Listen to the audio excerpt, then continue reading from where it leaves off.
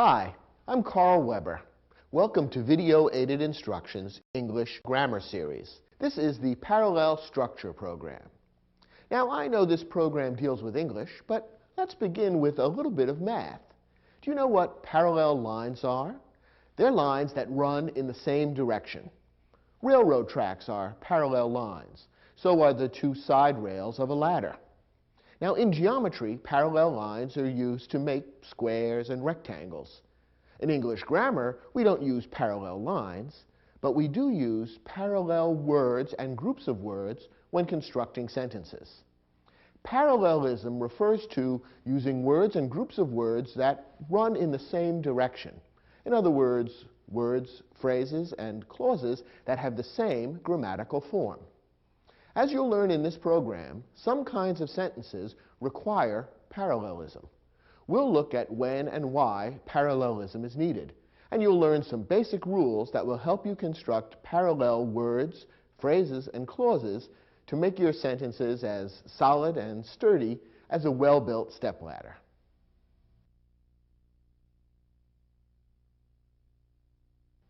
The basic principle of parallelism is fairly simple. Here it is in a nutshell. Parts of a sentence that have similar meanings should be written in grammatically similar forms. Now, this principle is simple, but the specific applications of the principle are varied and somewhat complex. In the rest of this program, we will look at some more specific rules that grow out of this basic principle, and we'll look at many examples of sentences that require parallelism and look at exactly what this requirement means. Here's our first specific rule that will help you apply the principle of parallelism. When listing two or more things, qualities, or actions, describe them in parallel grammatical forms. One of the most common types of sentences that requires parallelism is one that contains a list. Very often when we're writing English, we have a need to list 3, 4, or 5 things in a particular sentence.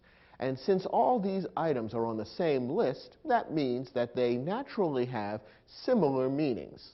Since they have similar meanings and are being listed together, they should be written in grammatically similar forms. In other words, the same grammatical shape ought to be applied to each of the items in the list. When the same grammatical shape isn't applied to each item in the list, then the sentence sounds wrong, and we will have violated the principle of parallelism.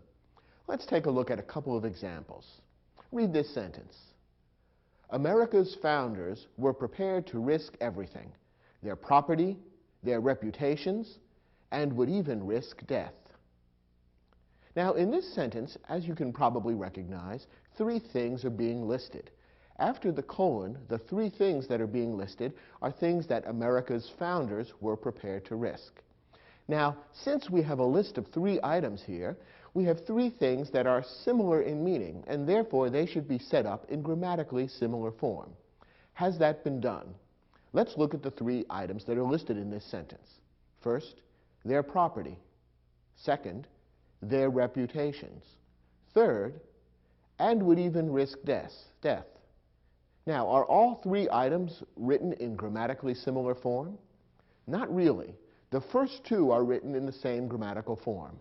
Their property, their reputations. Here we have nouns, property, and reputations preceded by the possessive pronoun their.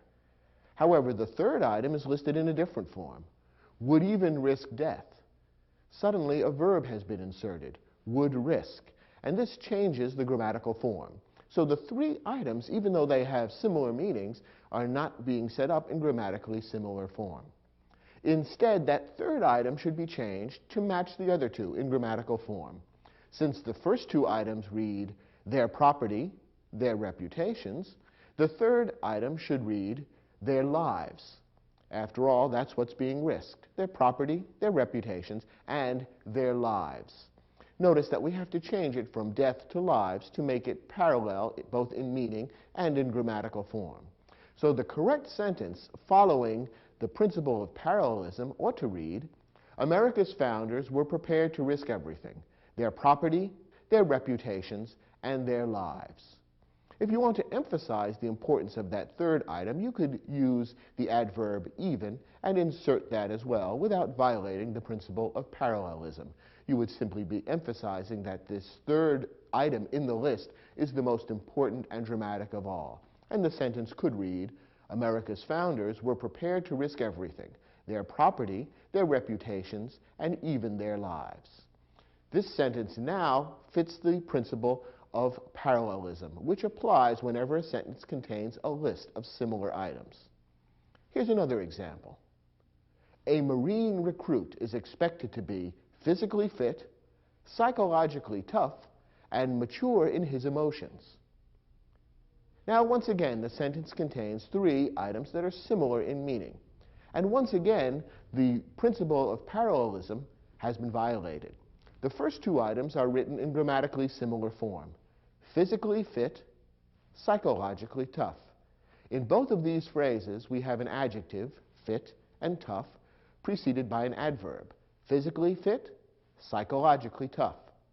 However, let's look at the third item in the list. Mature in his emotions is written in a different grammatical form.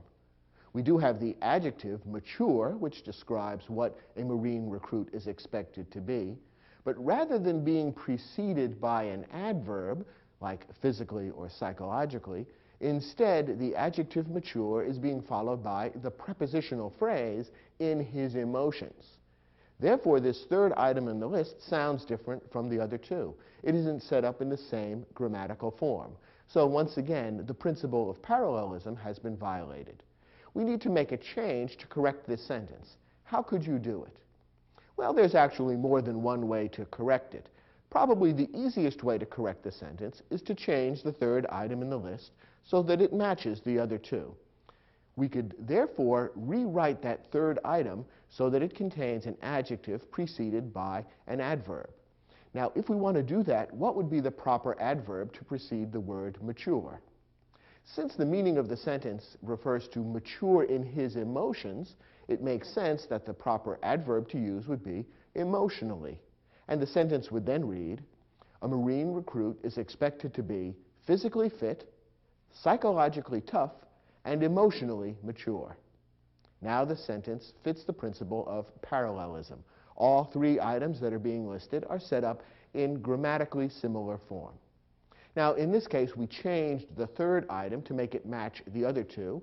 We could also change the first two items to make it match the third if we wanted to. But then the sentence would contain longer phrases and would be a little less concise, and therefore wouldn't read quite as well. We could do that, however, if we want. The sentence could then read, a Marine recruit is expected to be fit in his physique, tough in his psychology, and mature in his emotions. I think you can see the sentence is a little less effective that way. It's more concise and therefore more effective to use the adverb-adjective form in all three items in the list. Either way is grammatically correct, however, because either way we would be following the principle of parallelism, which says that when items are being listed, we need to set them up in grammatically similar form. Here's another rule that will help you apply the principle of parallelism. Use parallelism to link related ideas and emphasize the relationships among them. Very often when we write English sentences, we are including two or more ideas in the same sentence that have some close relationship to one another. Sometimes those ideas help to prove or demonstrate the same point. In other cases, the two ideas may have a relationship of contrast, that is, they disagree with one another. In either case, it's desirable to follow the principle of parallelism, that is, to show and emphasize the relationship between the ideas by setting them up in grammatically parallel form. When you do this, your sentences read well, and the relationship between the ideas is very clear.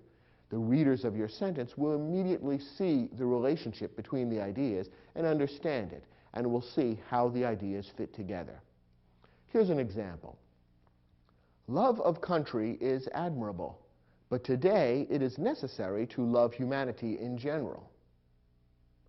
Now, this sentence is not grammatically wrong. That is, it doesn't contain an out-and-out error.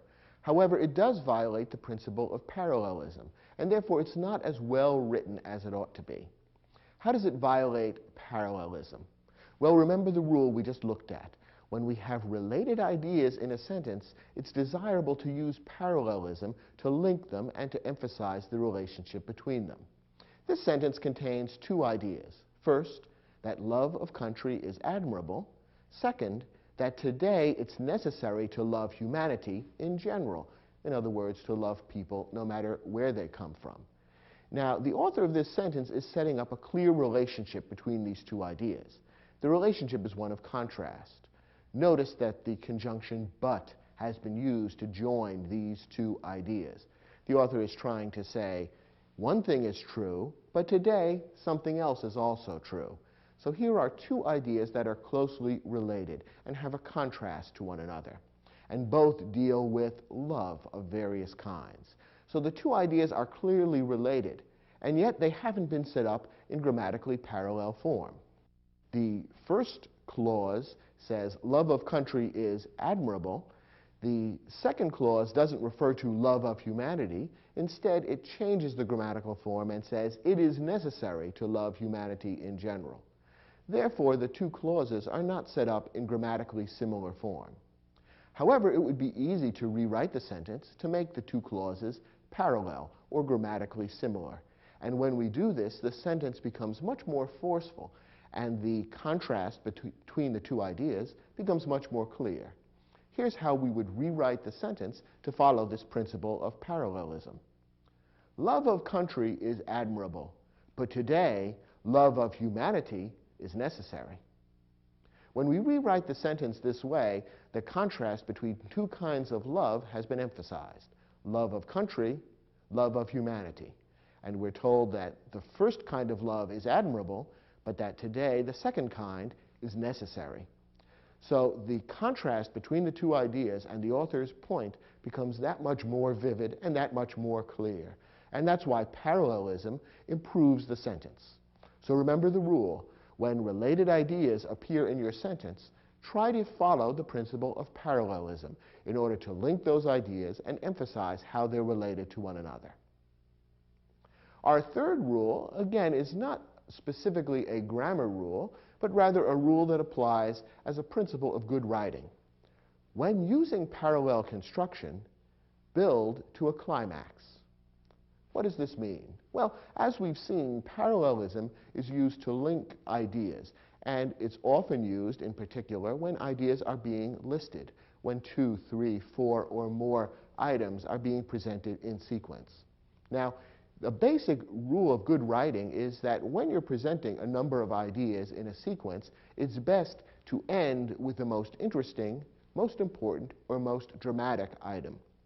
If instead you end with an item which is less important, less interesting, or less dramatic than the preceding items, suddenly your sentence will sound a little funny. The idea that you're trying to get across will come a little flat, and the reader may even be distracted by the fact that there's been a sudden fall off. Rather than a steady climb in emotion, we have a climb and then a sudden decline, which is very distracting. It can be used for comic effect, but not when you're trying to write a serious sentence. Here's an example of a sentence that violates this rule of building to a climax. Visitors to America's heartland fall in love with the fields of waving grain, the endless skies, and the giant hamburgers. Now, if the author of this sentence was trying to write a humorous essay or make a funny remark, it might work, because the third item in this list, the giant hamburgers, sounds much less grand and exalted and serious than the first two, the fields of waving grain and the endless skies. Rather than building to a climax, this sentence gradually builds and then suddenly falls flat on its face, with the rather comic image of giant hamburgers being thrown in alongside the grandeur of American landscapes. So the author of this sentence has not built to a climax, but instead has fallen down at the last moment, and therefore the sentence sounds rather funny. Now, if you're trying to write humor, then by all means use this technique, because it does create a comic effect. But when you're trying to write a serious sentence, remember this rule: build to a climax and make the items in your list get gradually more important, more impressive, and more dramatic. And that way you will leave the reader with the most emphatic item and therefore have the greatest effect on the reader's feelings. Let's try now an exercise that will enable you to test your understanding of the basic rules that we've looked at in this lesson. Turn to your study guide, try your hand at the sample sentences that are given there, and when you're finished, come back to this program, and we'll take a look at those questions together.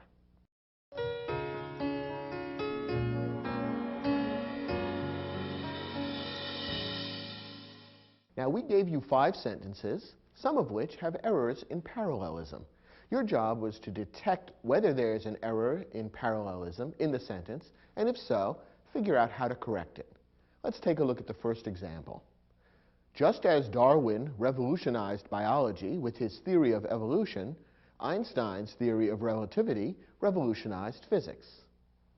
Now, this sentence demands parallelism because it contains 2 closely related ideas. Here, the 2 ideas are related because they describe similar happenings. The first clause, the first half of the sentence, talks about Darwin revolutionizing biology with his theory of evolution, and in the same way, we are told, Einstein's theory of relativity revolutionized physics. So in both clauses, similar revolutionary happenings in a particular branch of science are being described. So we have closely related ideas which ought to be described in grammatically similar form. Now, has that been done in the sentence the way it's written? The answer is no. The principle of parallelism has been violated. Look at the difference between the 2 clauses. The first clause says, Darwin revolutionized biology with his theory of evolution. The clause begins with the name of the scientist, Darwin, and it ends with the prepositional phrase, with his theory of evolution. The second clause is not set up in the same way. It doesn't begin with Einstein. Instead, it refers to Einstein's theory of relativity, and the clause does not end with a prepositional phrase. To make the 2 clauses parallel would strengthen the sentence by making the relationship between the 2 ideas that much more clear. Why don't we rewrite the second clause to make it match the first clause grammatically? Just as the first clause begins with the name of the scientist, the second clause should begin with Einstein. The first clause says Darwin revolutionized biology. Let's make the second clause read Einstein revolutionized physics. And then we'll end that second clause with a prepositional phrase, just as the first clause ends with a prepositional phrase. So the rewritten sentence, which would follow the principle of parallelism, would read, just as Darwin revolutionized biology with his theory of evolution, Einstein revolutionized physics with his theory of relativity. Notice how the sentence seems clearer and crisper. The ideas and their relationship become that much clearer when the principle of parallelism is followed. Let's take a look at the next example. Coach Jabbar demands 3 things of his players: hard work, that they have personal integrity, and self-discipline. Now, here we have a list of 3 things, the 3 things that Coach Jabbar demands of his players. And whenever 3 or more things are being listed, we want them to be set up in grammatically parallel form. Has that been done here? No, not quite. The first and third items in the list look similar grammatically: hard work, self-discipline. Here we have nouns preceded by an adjective: hard work, self-discipline. Self-discipline is a hyphenated word, but in effect it's the same form, an adjective preceding a noun. However, the second item in the list is not set up in the same way. Instead, it's a clause, that they have personal integrity. If we want to make all 3 items grammatically parallel, we'd like to change that second item so that it matches the first and the third items. And actually, that's easy to do. Remember, the first and third items in this list both consist of an adjective followed by a noun. We can easily change the second item into that same form, adjective followed by noun, simply by using the words personal integrity. So the corrected sentence would read, Coach Jabbar demands 3 things of his players: hard work, personal integrity, and self-discipline. Doesn't the sentence sound much crisper and more forceful when it follows the rule of parallelism? I think so. Let's look at the next example.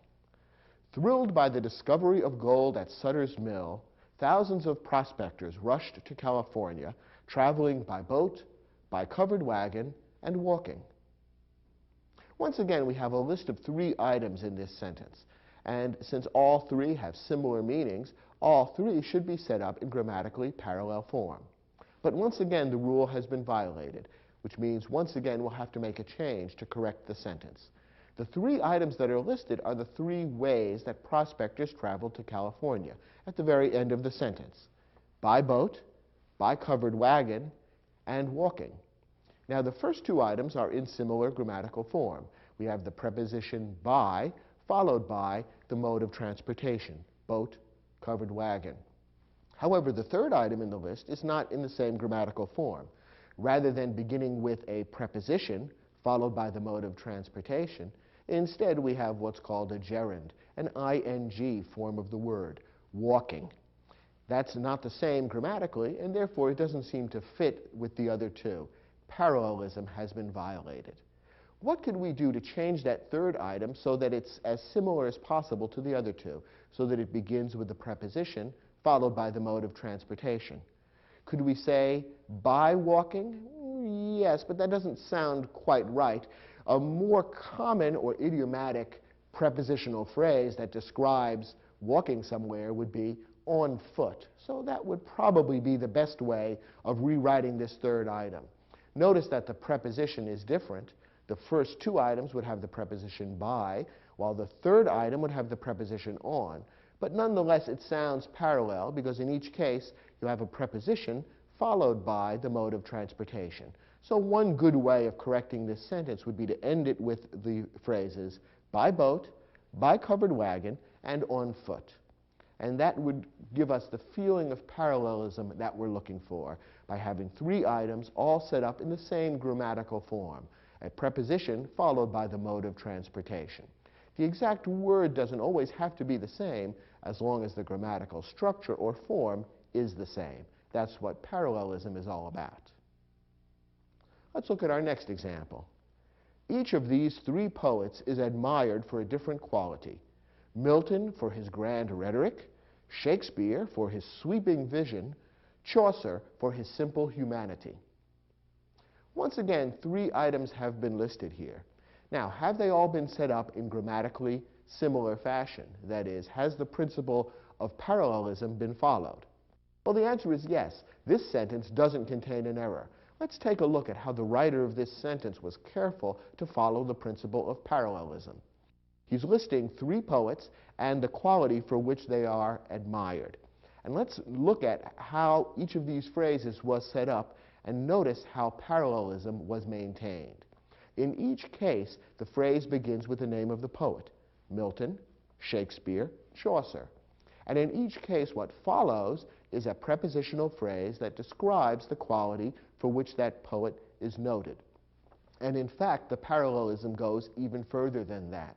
Within the prepositional phrase, the author has been careful to follow the same grammatical setup, that is, by ending the prepositional phrase with an adjective and a noun: grand rhetoric, sweeping vision, simple humanity.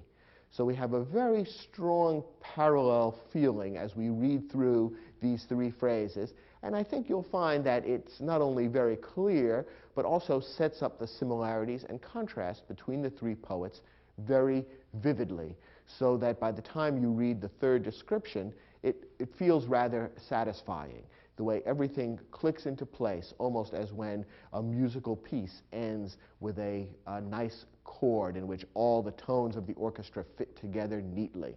The sentence reads clearly and vividly because parallelism has been followed so effectively. So this is the sentence in our exercise that doesn't need any correction. It's perfectly correct as written because the author has been very careful about parallel structure. One more example. I agree with Hung Wei's political views, but his way of expressing them is something I don't agree with. Now, this sentence is not really bad, but it is less effective than it could be because it violates the principle of parallelism. Let's take a look at how it could be improved. Here we have two related ideas. They're related by contrast. The first idea differs from the second idea. In the first idea, the author is describing something that he agrees with about Hung Wei, namely his political views. The second clause is describing something the author doesn't agree with, namely the way Hung Wei expresses them. So we have two ideas that are in contrast to one another. The author agrees with one, disagrees with the other. Now, the relationship between the ideas and the contrast between them would become much clearer if parallel structure would be used. And again, it's easy to revise the sentence to make that the case. Let's rephrase the second clause so that it matches the first grammatically. The first clause says, I agree with Hung Wei's political views. How would we begin the second clause to make it as similar as possible grammatically? Well, the first clause begins, I agree. Why not begin the second clause with, I disagree? Then the rest of the clause is easy to write. The revised sentence could simply read, I agree with Hung Wei's political views, but I disagree with the way he expresses them. Notice that the sentence is a little more crisp, a little more concise, and the contrast between the two clauses is a little clearer when parallelism has been used. This sentence is a good example of how parallelism goes beyond the strict question of grammatical correctness or incorrectness and also gets into the realm of writing effective and powerful sentences that convey your ideas clearly and vividly. If you get good at parallelism, you'll find that your writing will improve and people will be more impressed with your ideas because they'll come across that much more crisply.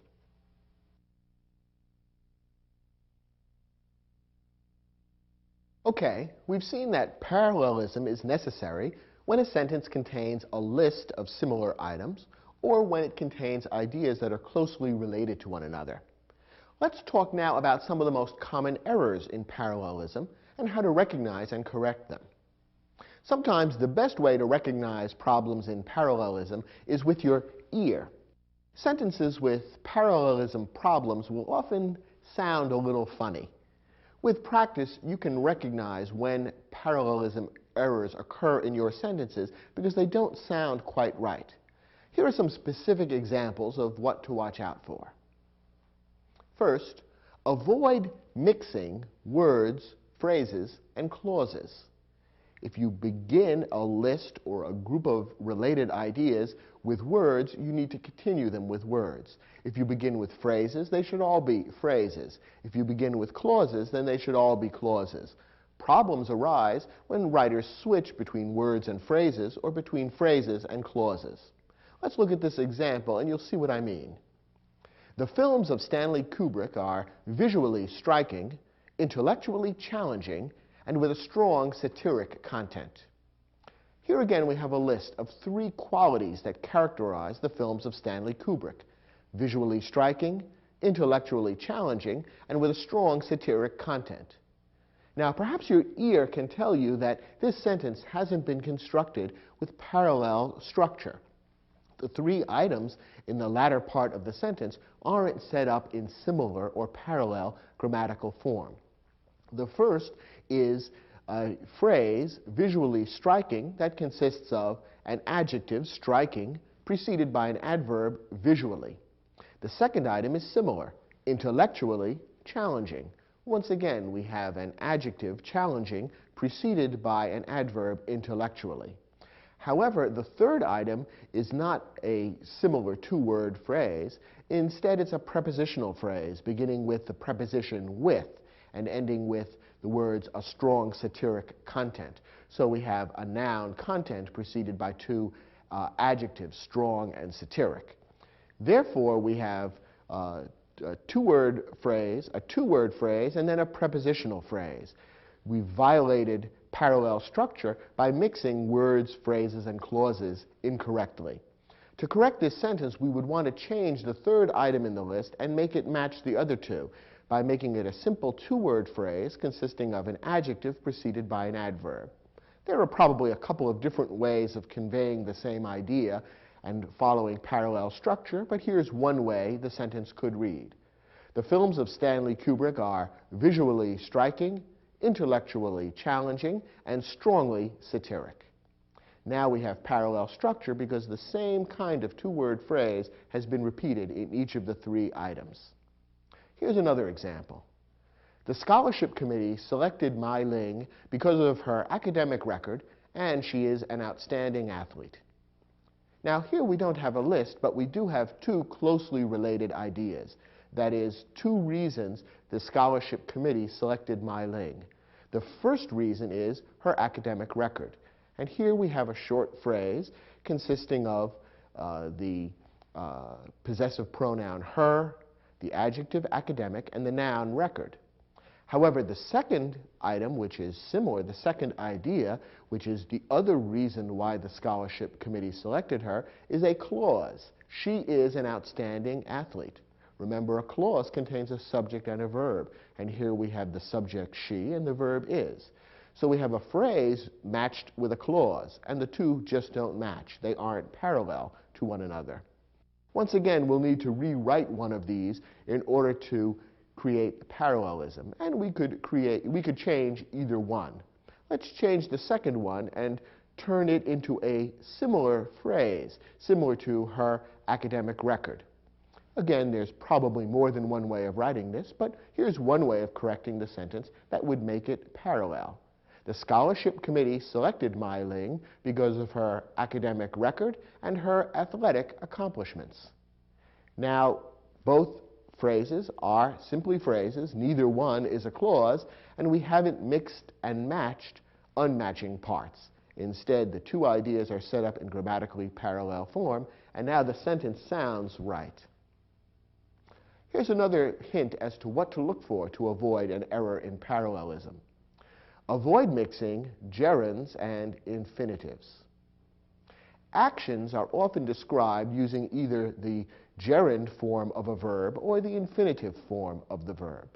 The gerund form of a verb ends in ing, and a gerund can often be used basically as a noun, describing a particular kind of action. The infinitive form of the verb is the simple or base form of the verb. It sometimes is used with the word to. And the infinitive form of a verb can also be used more or less as a noun to describe a kind of action. So both gerunds and infinitives can be used in a similar way in a sentence, but they sound different. They are grammatically not parallel, and therefore to mix them with one another in a list or when similar ideas are being presented would create a parallelism error. Here's an example. My favorite outdoor activities are camping, fishing, and to hike. Perhaps your ear can pick up on the parallelism error here. Three activities are being listed here. The first two are described by using the gerund form of the verb, the ing form, camping, fishing. In both cases, we've taken the verb to camp or to fish, added ing at the end, and it becomes a gerund, which we can treat as a noun, a name of a particular kind of activity. However, the third item in the list has been described not using a gerund, but using an infinitive, the base form of the verb, in this case with the word to in front of it. Now, to hike can be used as a noun, and therefore it's correct in and of itself, but it's being mixed and matched incorrectly here, matching an infinitive with two gerunds. And therefore, we've violated the principle of parallelism, and that's why the sentence sounds a little weird. The easy way to correct it would be to change that third item in the list so that it's also a gerund. And the sentence could then read, my favorite outdoor activities are camping, fishing, and hiking. Here's another tip as to what to watch out for to avoid a parallelism error. Avoid mixing active verbs and passive verbs. Now, active and passive verbs can both express similar ideas, but they are grammatically different. Most sentences are written with active verbs. In an active verb, the subject of the verb is the one who is doing the action. When a passive verb is used, the subject of the verb receives the action. So, for example, if I say, I cut my leg, I'm using an active verb because the subject of the verb cut is I. I am the one doing the action. On the other hand, if I set up that same idea using a passive verb, I might say, my leg was cut. Notice the difference. My leg is the subject of the verb, and it is receiving the action of being cut. That's the difference between an active verb and a passive verb. Now, both active verbs and passive verbs are perfectly correct, and depending on what idea you're trying to convey, you may want to choose one or the other in a particular sentence. However, it's generally not a good idea to mix active and passive verbs in the same sentence, and in particular, when you're describing ideas that are similar, related, or parallel to one another, you want to avoid mixing active and passive verbs. The result, if you do mix them, would be a sentence that doesn't sound right. There will be a lack of parallelism, and the reader will think, there's something a little odd about this sentence, even if the reader can't identify it grammatically. Let's take a look at this example. When making an apple pie, first slice the apples, then they should be mixed with sugar and lemon juice. Now here, two actions that are part of the process of making an apple pie are being described: the slicing of the apples and then the mixing of the apples with sugar and lemon juice. The problem is that the first verb here is an active verb, slice the apples, in which you, the actor, are doing the action, you're slicing. But in the second clause, the verb is set up in passive form. They should be mixed with sugar and lemon juice.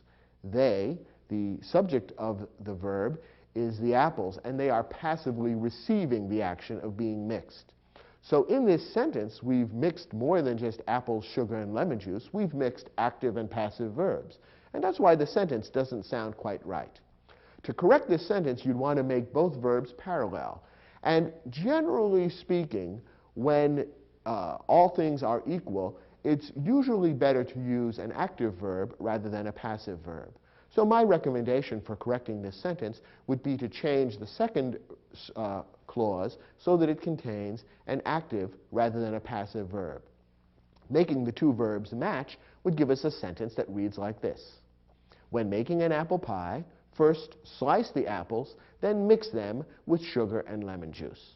Notice how the sentence becomes a little more crisp, a little more concise, and also a little clearer when the two verbs in the sentence are made to match, when both are active rather than having one active and one passive. And here's one more tip that will help you avoid a common error in parallelism. Sentence elements linked with the coordinating conjunctions either or, neither nor, and not only but also should be grammatically parallel. Now, you remember that conjunctions are words, usually short words, that link other things in the sentence. Sometimes they can link words, sometimes phrases, sometimes clauses. One particular type of conjunction is the coordinating conjunction, which actually consists of two words. The two words in a coordinating conjunction are always used together to link different parts of the sentence. And when coordinating conjunctions are used, what follows each of those words should be grammatically parallel.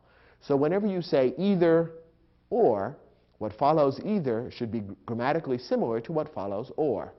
In the same way, whenever you use neither, what follows neither should be grammatically similar to what follows nor.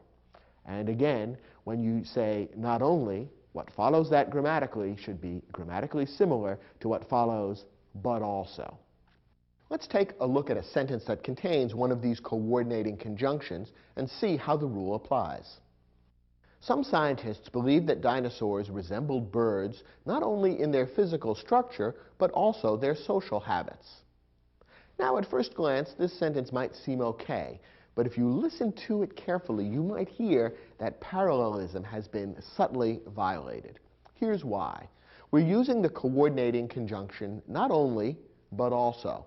And remember our rule, what follows each of those conjunctions needs to be the same grammatically. Let's check and see if it is. First we have not only. What follows that are the words in their physical structure. Now this is a prepositional phrase, beginning with the preposition in, ending with the noun structure, and containing the possessive pronoun there and the adjective physical in between, in their physical structure. Okay, then we have the conjunction but also, and what follows that is their social habits. What do you notice that's different? Well, what's missing here is the preposition in. Because this is not a prepositional phrase, parallelism hasn't been followed. It's very close. Their social habits is quite similar to their physical structure, but because the preposition has been omitted, we don't have a prepositional phrase. And so what follows each part of the coordinating conjunction is not exactly the same grammatically. And that's why a careful reader will notice, or at least hear, that parallelism has been subtly violated. Luckily, it's easy to correct this error simply by inserting the preposition in into that second phrase after the coordinating conjunction but also. And then the expectation that we will have parallel structure will be nicely satisfied, and the sentence will sound good and sturdy the way it ought to. The correct sentence would then read, "Some scientists believe that dinosaurs resembled birds not only in their physical structure, but also in their social habits." Now, there is one other way in which you could correct this sentence. That would be by moving the preposition in so that it preceded the coordinating conjunction. And then what follows each part of the coordinating conjunction would be the same grammatically. Let's take a look at how the sentence might then read. Some scientists believe that dinosaurs resembled birds in not only their physical structure, but also their social habits. Now, notice that what follows the two parts of the coordinating conjunction is the same in each case. Their physical structure, their social habits. We've moved the preposition in so that it encompasses both. And that would be another perfectly correct way of changing this sentence. So you have your choice as to whether to insert the preposition in each phrase or move it so that it's not necessary to have it in either phrase. That's completely up to you and is a matter of your own ear or taste for writing. The most important thing, however, is to make sure that what follows each part of the coordinating conjunction is exactly the same grammatically. Otherwise, you will have violated the principle of parallelism.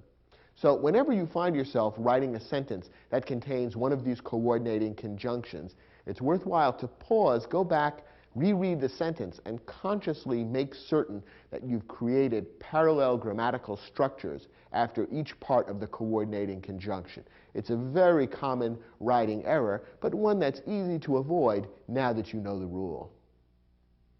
Let's turn to the study guide. We've provided you with an exercise that will give you a chance to test your understanding of the rules we've just talked about.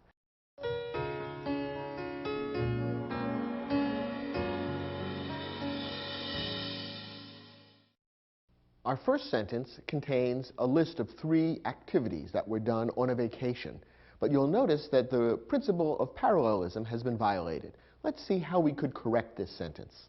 We spent our days in St. Petersburg touring historic churches, magnificent art museums, and admiring ornate palaces. Okay, 3 activities are being listed here, and let's look at how each one is described grammatically. Touring historic churches, magnificent art museums, and admiring ornate palaces. Of these 3 items, 1, 2, and 3, which ones are similar? Well, the first and the third seem to be similar, don't they? In each case, the phrase begins with a gerund form of a verb, touring and admiring, followed by the things that were toured and admired, the historic churches, the ornate palaces. The second item, however, is in a different grammatical form. Here we have magnificent art museums, describing what was visited, but with no gerund form verb preceding it. We have a couple of different ways that we could correct this sentence. One way of correcting it would be to change item 2 so that it resembles the other 2 grammatically. So, for example, we could rewrite the sentence to read as follows. We spent our days in St. Petersburg touring historic churches, visiting magnificent art museums, and admiring ornate palaces. That would be one perfectly good way of correcting the sentence. Another way of correcting it would be to eliminate the ing, the gerund form of the verb, from our third item. And what would then happen, you'll notice, is that the ing gerund verb from the first item would apply to all three. All three items would then be parallel, but in a different form. The sentence could then read as follows, and listen closely and hear how the parallelism works.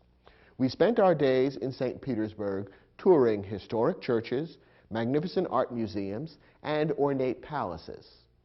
Now the ing verb touring applies to all three things, and what follows touring are three parallel phrases describing three places that were toured, which is also a perfectly correct way of making the sentence parallel. So notice that the principle of parallelism doesn't tell you exactly how you must write a sentence. Often there's more than one way of following the principle. It's up to you which path you choose. Either of the two possible corrections would be perfectly all right, and you should consider yourself correct if you wrote the sentence in either of those ways. The only thing that we know is wrong is the way the sentence is originally written, where we've mixed phrases that don't match and therefore violated parallelism. Here's our next example. The doctors moved quickly to wash the wound, disinfect it, and applying a sterile dressing. Do you recognize the rule that we violated here? Remember our rule not to mix gerunds and infinitives.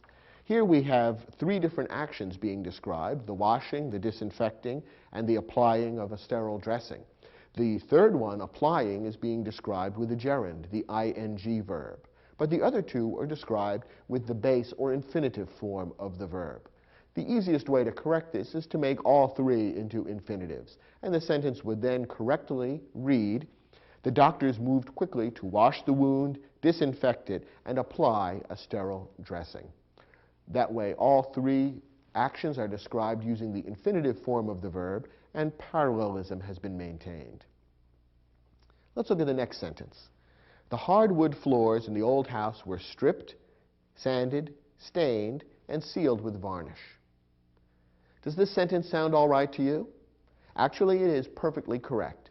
Parallelism has been maintained here. The list of actions that are being described as things that were done to the hardwood floors in the house, all those actions are being described using the same form of verb: stripped, sanded, stained, and sealed. The last item, we've added the prepositional phrase with varnish, which is necessary to complete the meaning. But the feeling of parallelism is not lost. So this sentence is perfectly correct. This is one that doesn't need any changing in order to create that feeling of parallelism. Next example. In 1968, the Democratic Convention was held in Chicago, and the Republicans held their convention in Miami. Now, what's wrong with this sentence? Well, the problem is a subtle one. Here we have two actions being described that are quite similar or parallel, related to one another. However, the first one is described using a passive verb, and the second one using an active verb.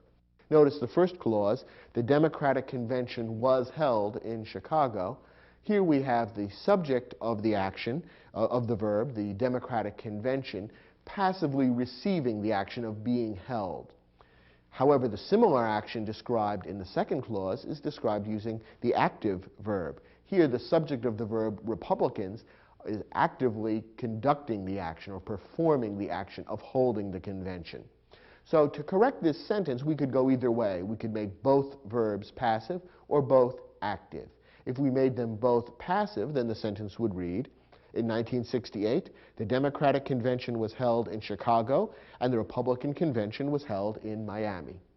Or we could make them both active, in which case the sentence would read, in 1968, the Democrats held their convention in Chicago, and the Republicans held their convention in Miami. Either correction would be perfectly okay. It's your choice as to whether to use a passive verb or an active verb. The only real mistake is to mix and match both kinds of verbs in the same sentence. That's when we have a problem with parallelism. And our next example. Either the snowstorm must stop within the next 2 hours, or the town festival will have to be postponed.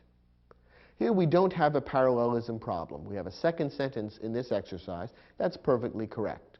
We're using coordinating conjunctions here, either or, and what follows should be as grammatically similar as possible. And what follows in both cases is a clause, And since the two are roughly similar grammatically, the feeling of parallelism is not violated. What follows either is the snowstorm must stop within the next 2 hours. That's a clause. And what follows or is the town festival will have to be postponed. Another clause. The two are basically similar in form, and therefore the sentence sounds perfectly parallel. Remember that what follows, the two parts of a coordinating conjunction, must be similar grammatically in order for parallelism to be maintained. This sentence follows that rule, and therefore it's correct, doesn't need any changing.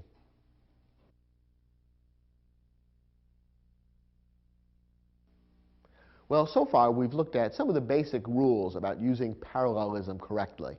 In this lesson, we're going to scale some of the heights and get into one of the more difficult aspects of parallelism, namely using ellipsis. Now, ellipsis is when certain words are omitted from a sentence. Ellipsis is used to avoid needless repetition.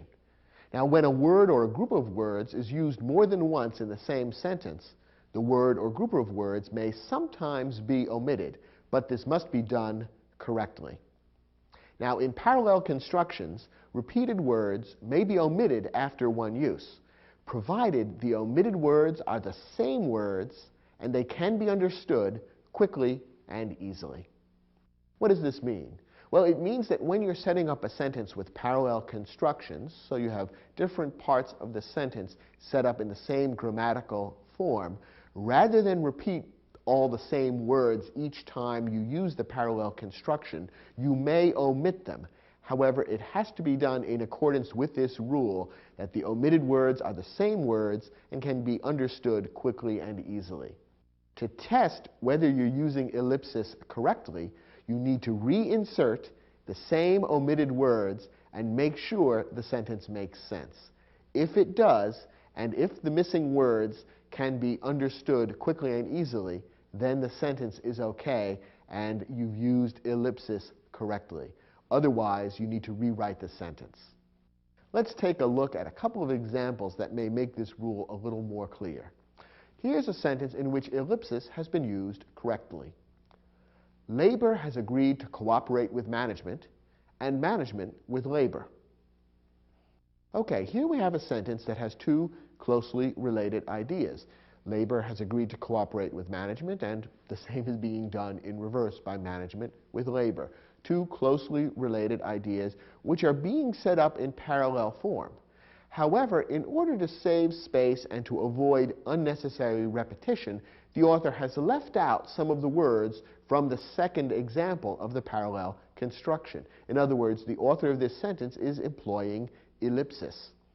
After all, if you think about it, the sentence, when fully filled out, if the ellipsis were eliminated and the omitted words were reinserted, the sentence would read, labor has agreed to cooperate with management, and management has agreed to cooperate with labor. That's what the sentence is saying. And when we fill out the parallelism and plug the omitted words back into the second half of the sentence, we see that we have parallel structures. The two halves of the sentence are written in exactly the same grammatical form. Now, notice that when we reinserted the omitted words into the second half of the sentence, it did make sense. It was grammatically clear and understandable. And I think that when the words are omitted, the sentence can still be understood quickly and easily. Therefore, this sentence passes the test. It is a correct use of ellipsis because when the same omitted words are reinserted into the sentence makes sense. And when they are taken out, it can still be easily and quickly understood. So this is an example of good ellipsis. Labor has agreed to cooperate with management, and management with labor. The omitted words from the second half of the sentence still leave the sentence quite clear, and exactly the same words can be reinserted, and the sentence makes sense. Here's another example of a sentence containing ellipsis. Without pleasure, life is intolerable. Without purpose, meaningless. This sentence has been written to be very pithy, very concise. It's a short kind of philosophical statement. And one of the ways the author has made this sentence pithy and concise is by using ellipsis. He has left out some words from the second half of the sentence. Once again, we have two clauses set up in parallel fashion, but in order to avoid repeating the same words, the author has omitted certain words from the second half of the sentence. Let's test to see if ellipsis has been done correctly here. Remember that our test is to insert exactly the same omitted words and make sure that the sentence makes sense once those words have been inserted. Let's try that and see if the sentence makes sense. Without pleasure, life is intolerable. Without purpose, life is meaningless. The words that were omitted from the second half of the sentence were life is. When we reinsert exactly those same words into the second half of the sentence, it does make sense. And I think the sentence is clear and easy to understand without them.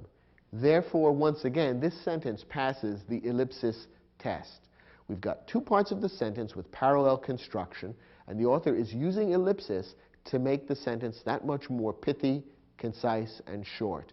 And it's quite effective the way it's been done. And when we apply the test of reinserting the omitted words, the sentence still makes sense, so this is a perfectly correct use of ellipsis.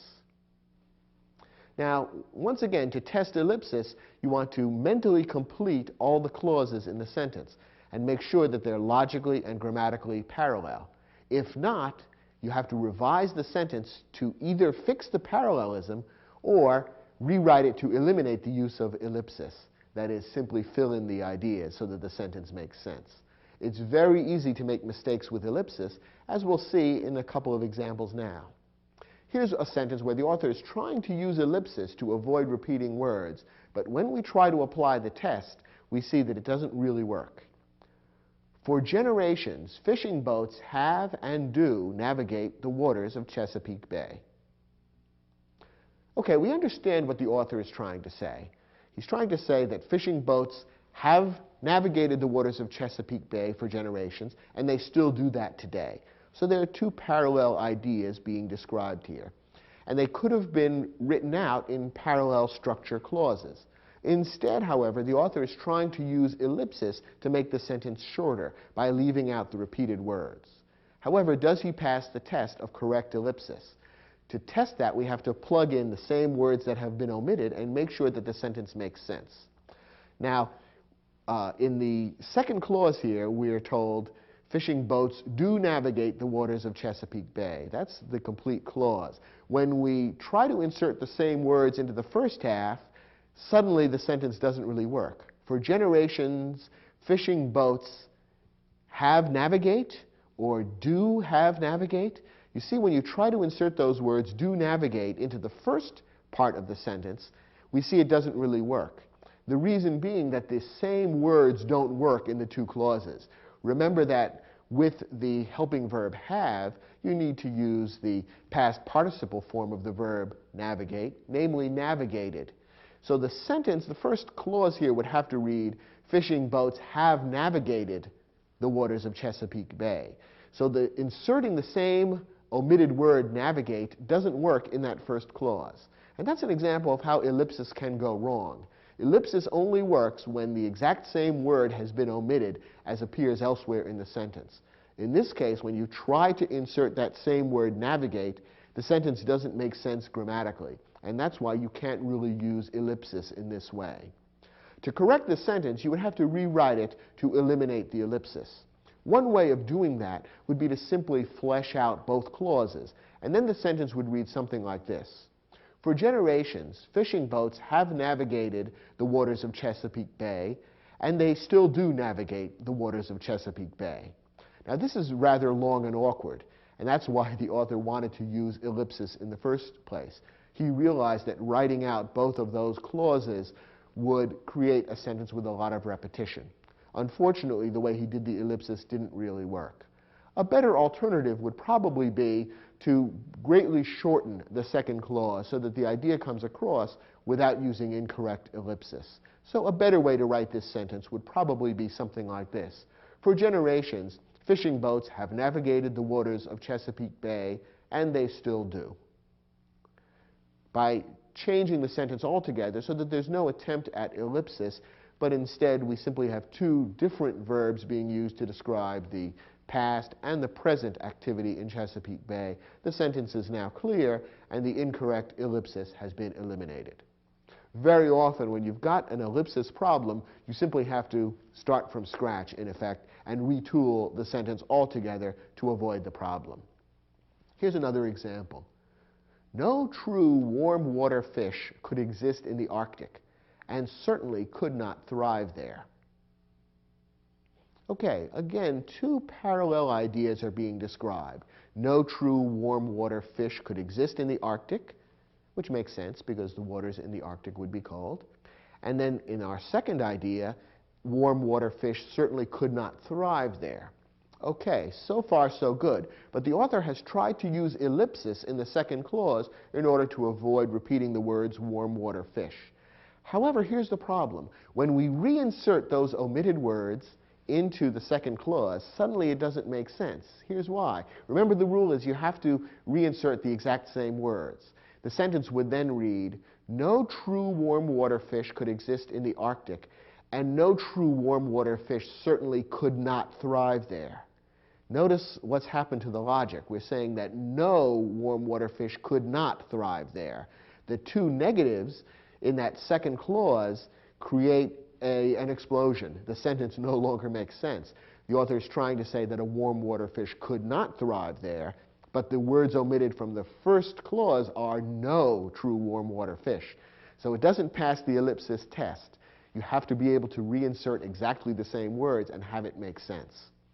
So therefore, the ellipsis doesn't work here, and what you have to do is go back to the drawing board and really rewrite the sentence. One way of doing it, for example, might be, no true warm water fish could exist in the Arctic, and a warm water fish certainly could not thrive there.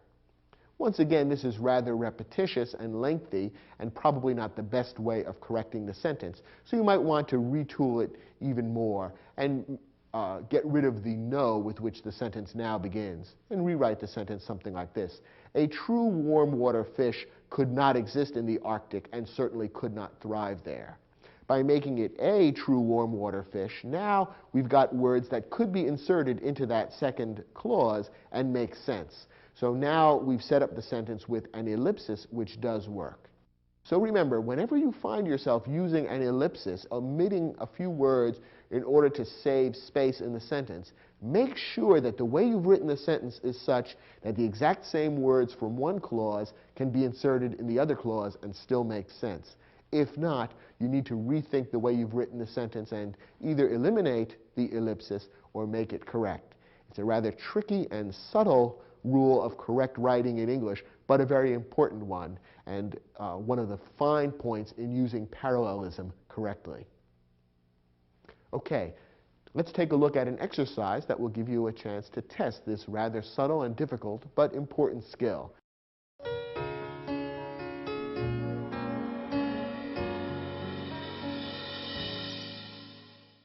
In our first sentence, the author is trying to use a very simple form of ellipsis, and yet he's gotten it wrong, which shows just how tricky ellipsis can be.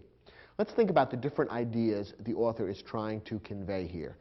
In accordance with the First Amendment to the Constitution, no state has or may enact a law establishing an official state religion.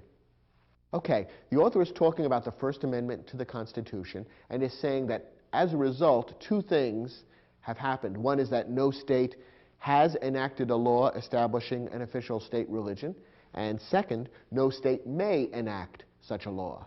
Okay, but rather than repeat the verb enact, the author is trying to use ellipsis to eliminate the first enact, and so he has written, no state has or may enact a law establishing an official state religion.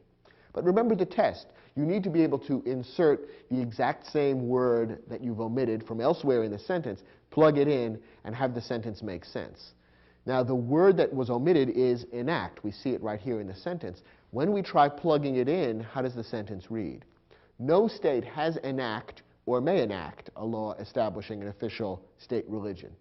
Now we see the problem, that with the helping verb has, we need the past participle enacted.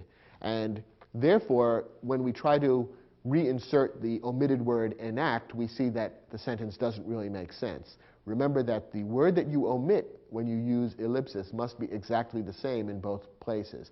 So that doesn't work in this case.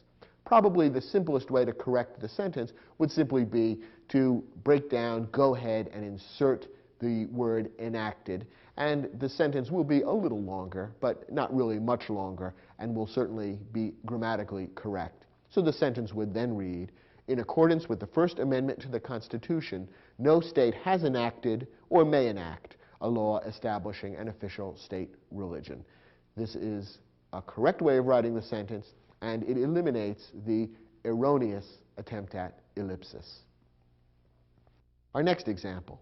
Many scientists agree about the causes of global warming, fewer about the best ways to combat it.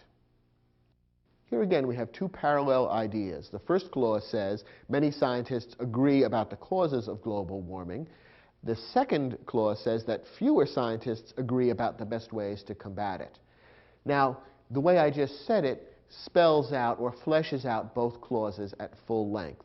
Perfectly understandable, but it's a little bit wordy. So the author of this version has tried to use ellipsis to shorten the sentence somewhat.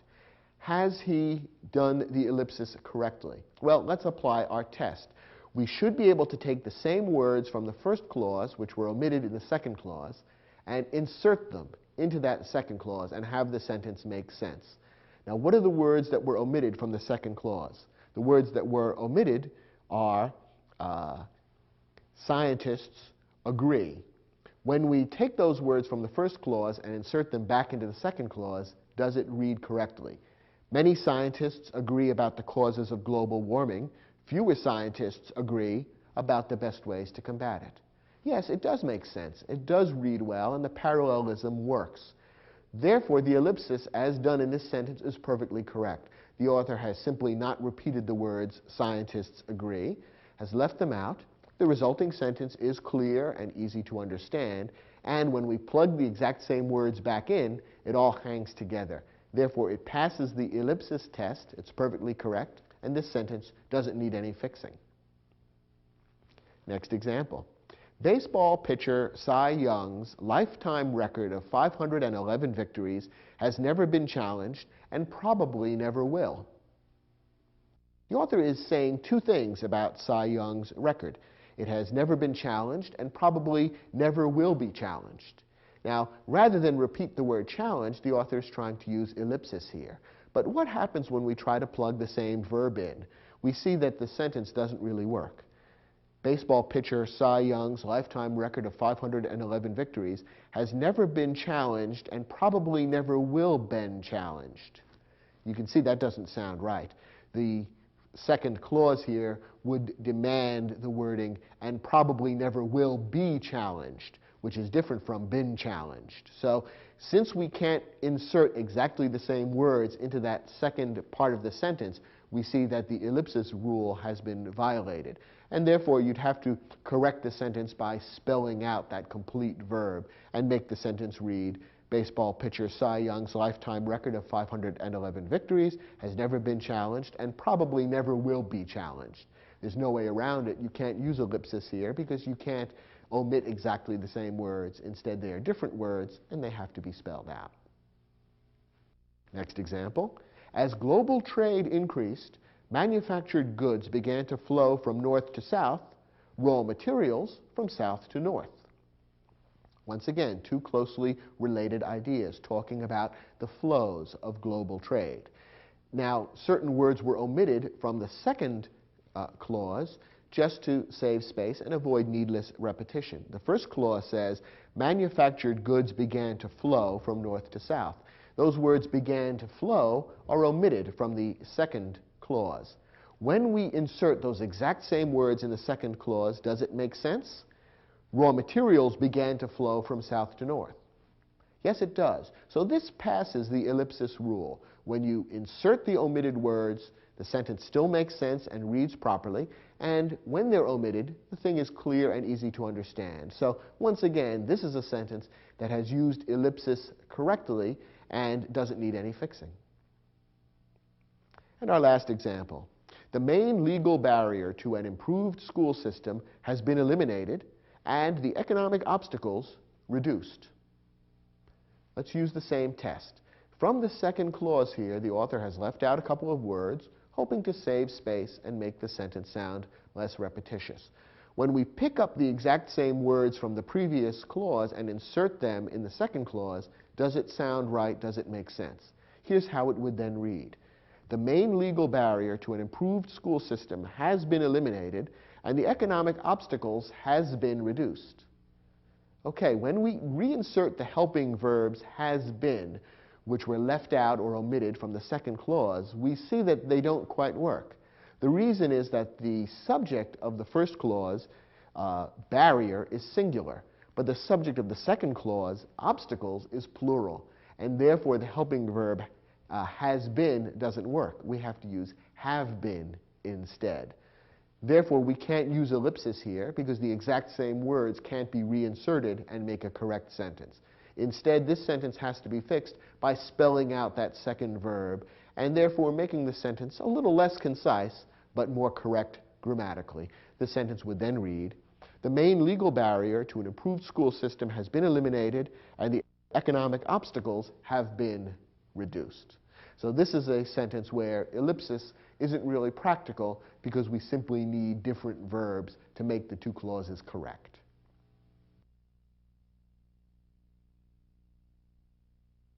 Well, now you're an expert on the subject of parallel structure. Actually, if you find this a particularly challenging aspect of writing in English, don't feel bad. Many native English writers and speakers have difficulty with this, and in fact, you'll probably find, if you read carefully in newspapers and magazines, a number of cases where professional writers make mistakes about parallel structure, because it can be rather tricky. In fact, when we get into the realm of parallel structure, as you've seen, we're moving beyond simple grammatical correctness into areas where topics such as logic and clarity become involved. Therefore, to use parallelism effectively, you really need to do more than just follow a couple of basic grammatical rules. Instead, you really need to think about what you're saying, to look at the relationships among the ideas that you're expressing in your sentences, and then make sure that the grammar mirrors and reflects those relationships clearly. If you do that and you think carefully about how the grammatical structure and the relationship among the ideas, how those things fit together, then you'll probably find that you can use parallel structure very effectively and even powerfully in your writing. Thanks for watching this program, and I'll look forward to seeing you out there for other programs in the Video Aided Instruction English Grammar Series.